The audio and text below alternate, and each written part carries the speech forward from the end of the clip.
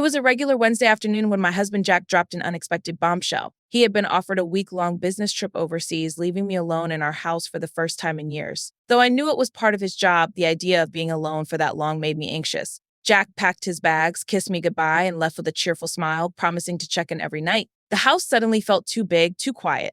The first couple of days went by without much trouble. I worked from home, watched some TV, and took long walks around the neighborhood. But on the third day, things changed. That evening, I was lounging on the couch with a cup of tea when the doorbell rang. I wasn't expecting anyone, and I felt a slight twinge of curiosity mixed with unease. I opened the door to find Alex, Jack's best friend, standing there with a warm smile. "Hey, I was in the neighborhood and thought I'd check in on you," he said casually, holding up a bottle of wine. "I know Jack's away, and it must be a bit lonely." Alex and Jack had been friends since college. They had that easy, comfortable friendship that stood the test of time. We all hung out occasionally, but I never had much one-on-one time with Alex. He was always around Jack, so we never really had the chance to get to know each other deeply. "Oh, thanks. You didn't have to do that," I said, stepping aside to let him in. He shrugged. "Just being a good friend." I didn't think much of it. After all, Alex was like family. We sat down, shared a glass of wine, and talked about the usual stuff: work, mutual friends, and how Jack was adjusting to the trip. The conversation flowed easily, and I found myself laughing more than I had in days. Alex had always been charming, but I realized that I had never really paid attention to how genuinely kind and funny he could be. Before I knew it, 2 hours had passed, and we were still deep in conversation. There was something disarming about the way Alex listened, his attention unwavering. It was refreshing and unfamiliar. I hadn't felt this kind of connection in a long time. As the evening wore on, Alex looked at me with an intensity that I hadn't seen before. It wasn't inappropriate, but it was different. There was a moment, a fleeting one, where the air between us shifted. Neither of us acknowledged it aloud, but I could feel it. I brushed it off, convinced it was just my imagination playing tricks on me. After all, he was Jack's best friend, and I was Jack's wife. There was no way Alex would ever cross that line. Right? I quickly changed the subject and, sensing that the night had gone on long enough, told Alex I needed to get to bed. He smiled, thanked me for the company, and left without hesitation. As I closed the door, I couldn't shake the strange feeling that lingered in the air. It wasn't supposed to feel like this. The next morning, I woke up feeling a bit off. The evening with Alex played on my mind more than it should have. I told myself it was nothing, just the result of having company when I was feeling unusually vulnerable with Jack gone. Yet, there was this nagging voice in the back of my head, replaying the subtle shift in the air between us.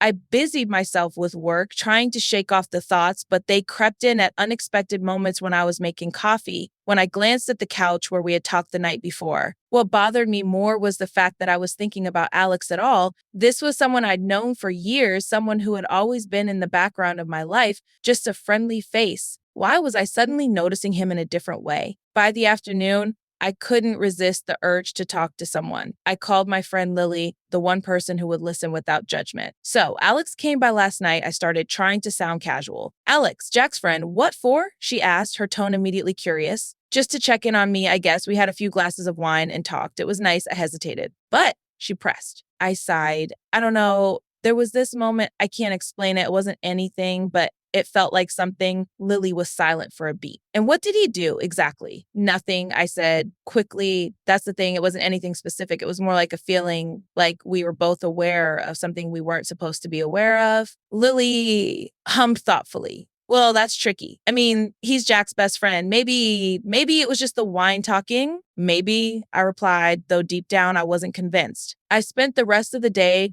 trying to focus on anything but that conversation, but Alex seemed to occupy every corner of my mind. It was absurd. He was just being a good friend, and I was overthinking it because I was lonely. That evening, as I sat down for dinner alone, my phone buzzed. It was a message from Alex. "Had a great time last night. Hope I didn't overstay my welcome." I stared at the message, unsure of how to respond. I typed out a few different replies before settling on a simple "not at all." It was nice to have company. A few minutes later, his reply came in, "Glad to hear that. I was thinking of stopping by again tomorrow, if you're free." No pressure, of course. I hesitated. Part of me wanted to say no to avoid whatever this was turning into. But the other part, the one that had been lonely and bored for days, was tempted. It wasn't like anything would happen. I told myself it's just another visit from a friend. "Sure, tomorrow works," I replied before I could overthink it. The next day passed in a blur of nervous energy. I couldn't stop thinking about what I was doing. Was I setting myself up for something I couldn't control? Or was this all in my head? That evening, Alex arrived again, this time with takeout in hand. We sat at the kitchen table, eating and talking like we had the other night, but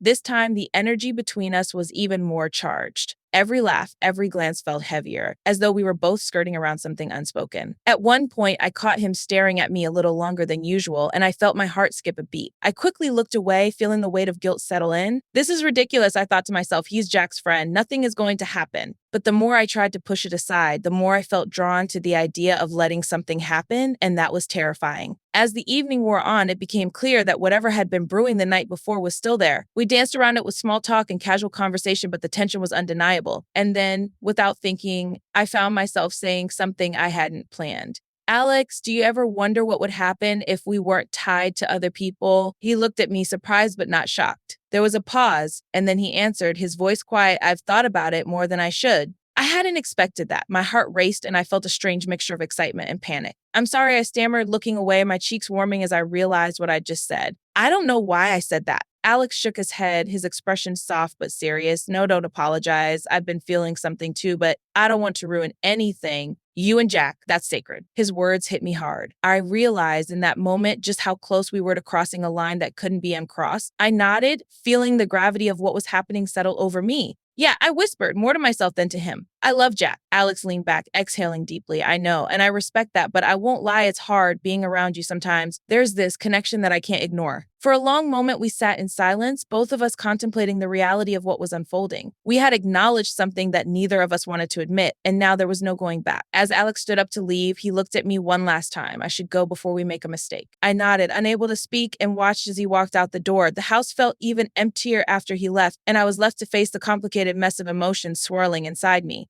The day after Alex's second visit, I woke up feeling a mix of relief and dread. Part of me was glad that we had come to our senses, but another part of me couldn't stop thinking about how close we came to doing something that could shatter my marriage.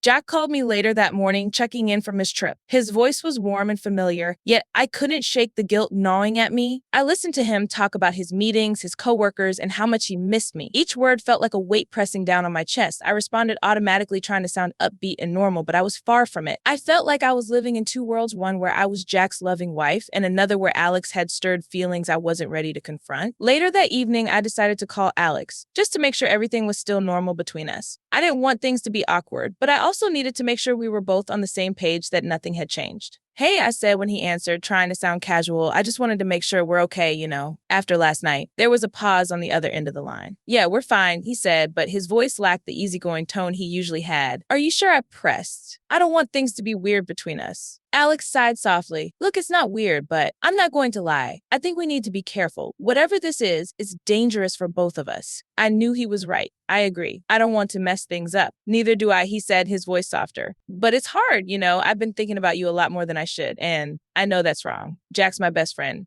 and you're his wife. His honesty was disarming, and for a moment, I didn't know what to say. I had felt the same, and hearing him admit it out loud made everything more real. We have to stop this, Alex, I finally said, my voice firm. Whatever this is, it can't go any further. I love Jack, and I can't hurt him like that. Alex's voice softened. I know, I get it. I don't want to hurt him either. There was a long silence between us, the weight of the situation hanging in the air. I knew we had to put an end to this tension, to whatever had been building between us, but the more I tried to convince myself, the harder it became. After we hung up, I felt a strange sense of finality. It was the right decision, I told myself. Alex and I couldn't be anything more than friends, no matter what unspoken connection we might feel. But despite that, I couldn't shake the feeling of loss. Something had shifted between us, and there was no going back. The next few days passed in a blur. I threw myself into work, into keeping busy, anything to avoid thinking about Alex or the complicated emotions swirling inside me. Jack was due back in a couple of days, and I was determined to put all of this behind me before he returned. But things didn't go as planned. The day before Jack was supposed to come home, I got a text from Alex, "Can we talk?" My heart sank. I knew I shouldn't respond, but something in me couldn't resist. I couldn't leave things unresolved. Sure, I typed back, feeling a pit form in my stomach. That evening, Alex came over again. I had promised myself this would be the last time that we would have one final conversation to clear the air and then go back to our normal lives. But the moment he walked in, I knew it wouldn't be that simple. We sat on the couch, both of us avoiding eye contact for a while, the tension between us palpable. I'm sorry, Alex finally said, breaking the silence. I shouldn't have texted you.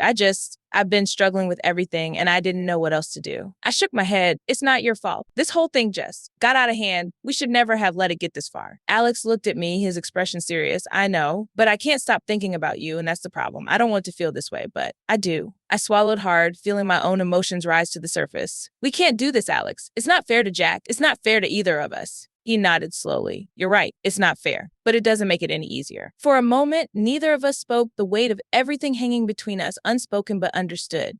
I could feel the pull between us, the temptation to let something happen, to give in to whatever this was, but I knew that if we crossed that line, there would be no turning back. I can't, I whispered more to myself than to him. I can't do this. Alex stood up, running a hand through his hair. I know, I should go. But neither of us moved. We were both frozen in place, standing on the edge of a precipice we didn't want to fall into. Finally, Alex turned to leave, but before he reached the door, he stopped and looked back at me. For what it's worth, I care about you, but I won't be the one to ruin your marriage. And with that, he was gone. As the door closed behind him, I felt a strange mix of relief and sadness. I had made the right choice, but it didn't feel like a victory. It felt like I had lost something important, something I hadn't even realized I wanted. The next day, Jack came home. His warm embrace was familiar, comforting, but I felt a distance within myself that I couldn't explain. I smiled, laughed at his stories, and fell back into the rhythm of our life together, but something had changed.